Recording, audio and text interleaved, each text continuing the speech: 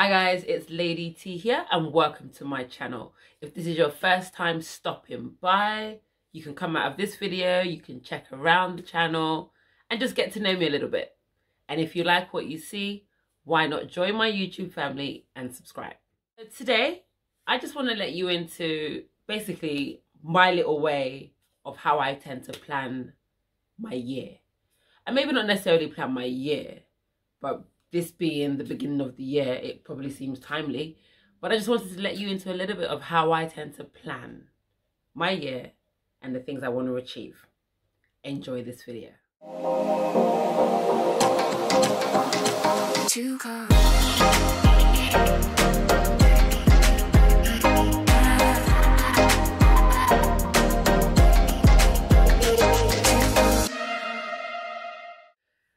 Welcome back once again. So it's the beginning of the year. Well, if you're watching this now, it's the beginning of the year. But equally, you can be watching this at any time of the year and you can equally still make it effective in your life. Now, I just thought I'd bring you on my little journey of how I tend to plan myself for the year.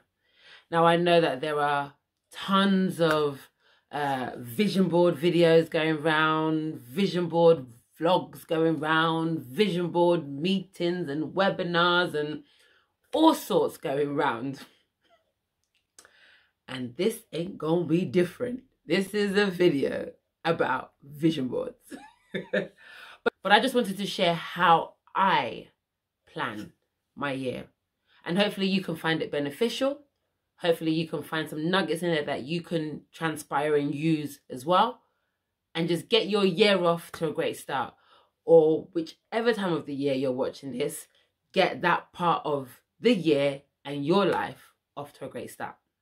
Before I go into me, let's take it back to the scriptures because that's what I'm about. I'm about my faith. So let's take it back to the scriptures. So Habakkuk 2:2 simply says, you write your vision down and you make it plain. If you've been on my YouTube journey with me or been on my channel, you would have seen that I've done a previous video before talking about business tips. And in that video, I talk about having a book, writing your ideas, writing your plans and everything down. And Habakkuk 2:2 says it. And it goes the same for doing your vision board. Write it down and make it plain. Then if we go into Proverbs, and the book of Proverbs is full of a lot and great wisdom and nuggets. But in Proverbs 21, when you read into it and you go into the detail of it, it talks about preparing and trusting God. Now, I'm in January right now, and I'm actually doing Proverbs a day. Today is not the 21st of January, by the way. But that one has stuck to me. And when I read that, one of my interpretations of that scripture was, we need to prepare. And once we prepare, we pause and then we trust God. But we've got an element of things that we need to do. Then we trust God to fulfill it. So I kind of knew that I was going to come and do this video and decided to link that scripture to when I'm doing this video about vision boards. And it sounds simple. Prepare your vision and then trust God it will come to pass. So that's the scripture part, right? So let's get into it. Now, as I said, you've got to make it plain, you've got to make it clear, and you've got to make it obvious. Now, the first thing that I would say is a vision board, in the obvious words, you've got to be able to see it. Books are great, but the main traditional way of a vision board is on a wall, somewhere that you can physically see it. Now, I would suggest in your bedroom, or if you have an office area or, a personal space area, but an area that you go to or see frequently. And to be honest, your bedroom is probably the best place. Now, I know we're all about the less is more, these cool looking bedrooms and all. But this is your vision that you're talking about. You want to see it. You want to roll out of bed every single day and see what you said you were going to be accountable to on that wall. So if you're a bit bothered about, the beauty of your room, then make the area where you're going to put the vision board beautiful. But I definitely suggest having it in your bedroom. I'll show you a quick snip of where mine is. It's in my bedroom. I roll out of bed and I literally see it. And it gingers me. It encourages me. It reminds me and it nudges me. So find that space that you know you will frequently look at, hopefully your room, and make sure your board goes there. Okay, so the actual board. What should you use? What should you do? Literally a board. Literally, this is those, is it cork wall tiles. I'll put a link in the description box below where you can buy this from. This is a pack of 4. You can get a pack of 4, pack of 6. You can get single packs. Literally, and it's got adhesive on the back. Stick it on your wall. Literally, stick it up so that you can pin on it. So that's one option. It nearly fell. The second option,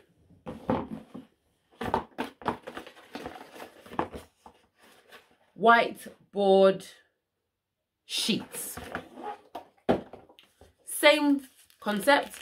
It's a whiteboard sheet that literally sticks on your wall, and that's what you would have seen that I've got in my bedroom. A whiteboard sheet.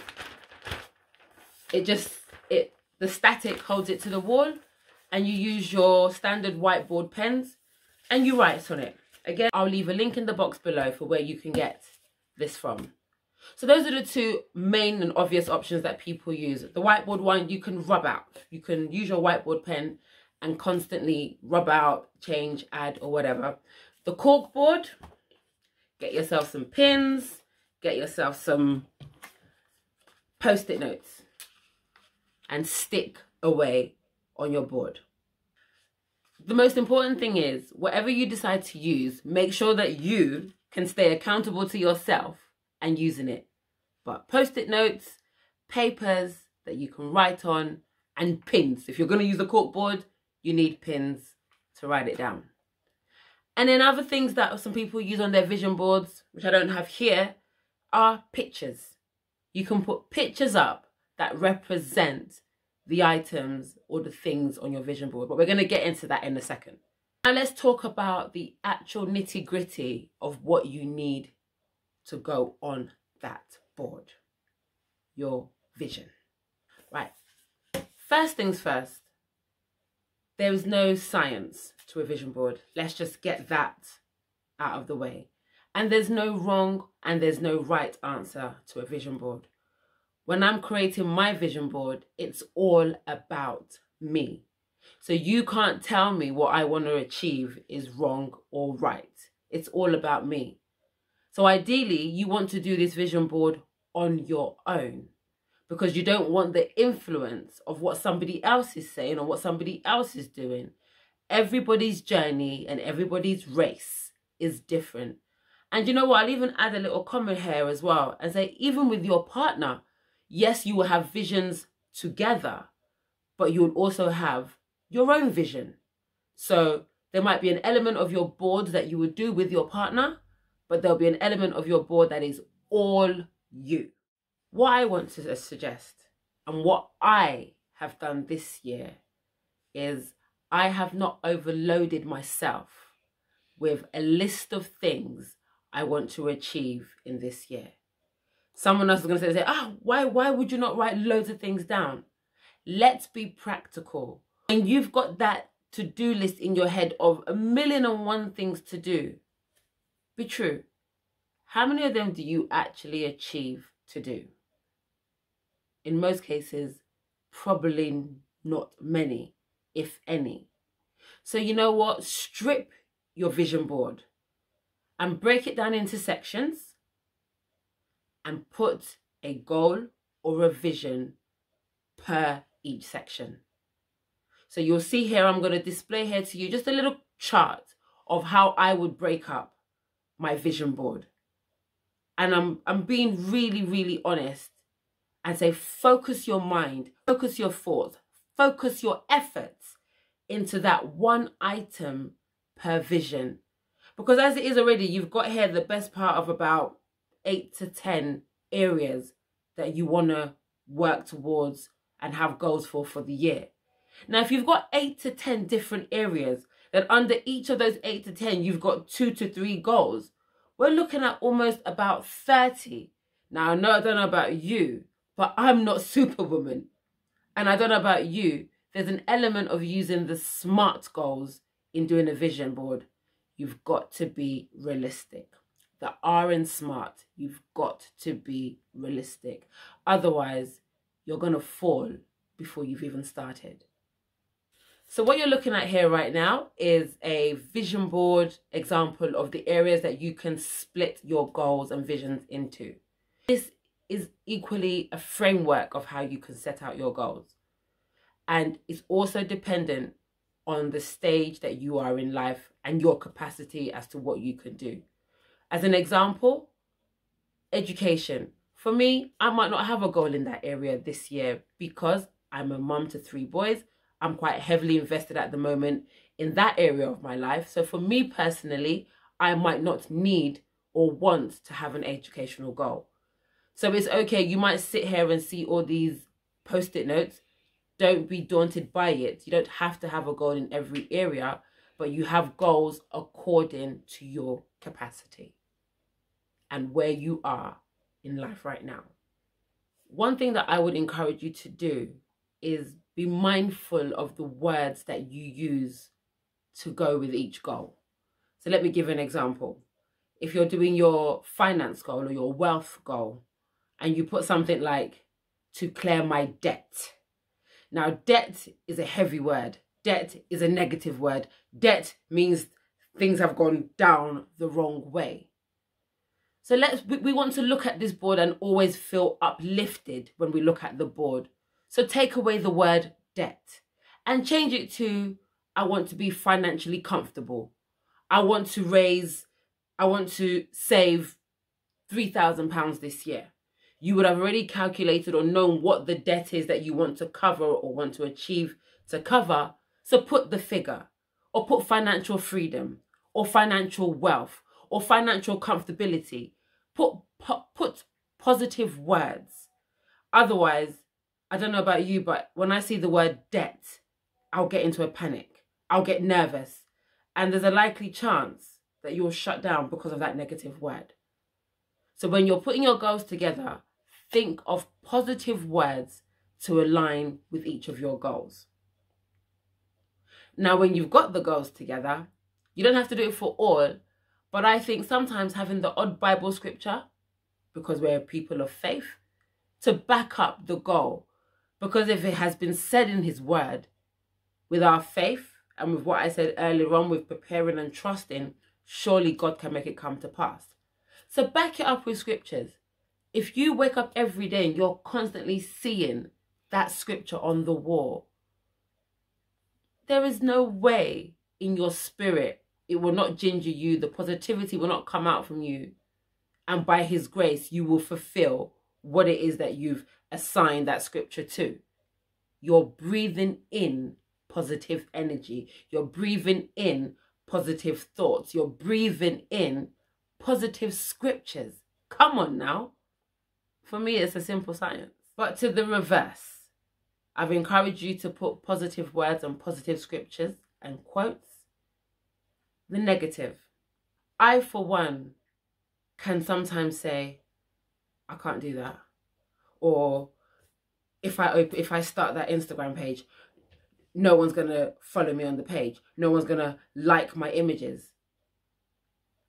So sometimes I will go to write a goal, and already as I'm writing the goal, I'm already thinking of the negative as, this is my goal, but no one's going to be interested in that. No one's going to want to follow me. No one's going to want to listen to me. So how can I be trying to plan a positive thing, but yet the negative thoughts keep coming out? So what do I want you to do? I want you to literally take that negative thought, and I'm being honest here, this is the first time I'm going to do this year myself. Take that negative thought in your book, maybe at the back where you know that you can later rip it out and it won't affect the rest of the book. Take those negative thoughts and write them down.